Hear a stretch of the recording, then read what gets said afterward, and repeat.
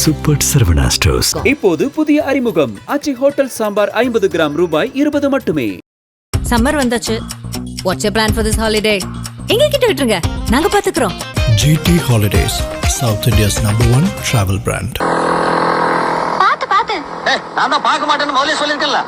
ஐயோ வண்டி வருதுங்க. சினிமாவில் தீவிரமாக கவனம் செலுத்தி வரும் கிருத்திகா உதயநிதி இதுவரை வணக்கம் சென்னை, காளி, காதலிக்க நேரமில்லை போன்ற படங்களை இயக்கியுள்ளார். இடையில் பேப்பர் ராக்கெட் என்ற வெப் சீரிஸையும் இயக்கியிருந்தார்.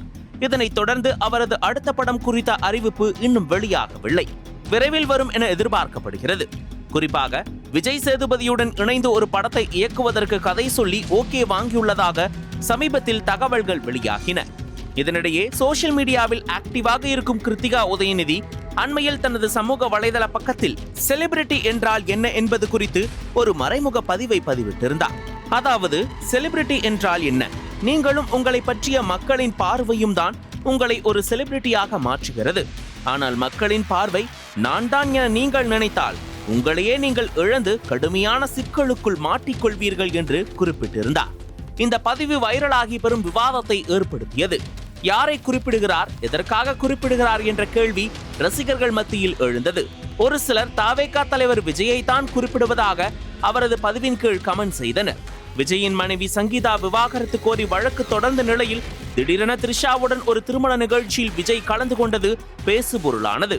இதனால் விஜய் மீது ட்ரோல்கள், விமர்சனங்கள் அதிகரித்த நேரத்தில் இந்த பதிவு அவருக்கான மறைமுக அறிவுரை என்று நெட்டிசன்கள் யூகித்து வருகின்றனர். இந்த நிலையில் கிருத்திகாவின் பதிவுக்கு அவரது கணவரும் தமிழ்நாடு துணை முதல்வருமான உதயநிதி ஸ்டாலின் கமெண்ட் செய்துள்ளார்.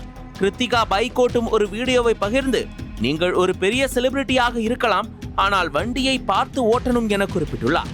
கிருத்திகாவின் கருத்துக்கு உதயநிதி கிண்டல் பதிவு இணையத்தில் சிரிப்பலைகளை ஏற்படுத்தியிருக்கிறது.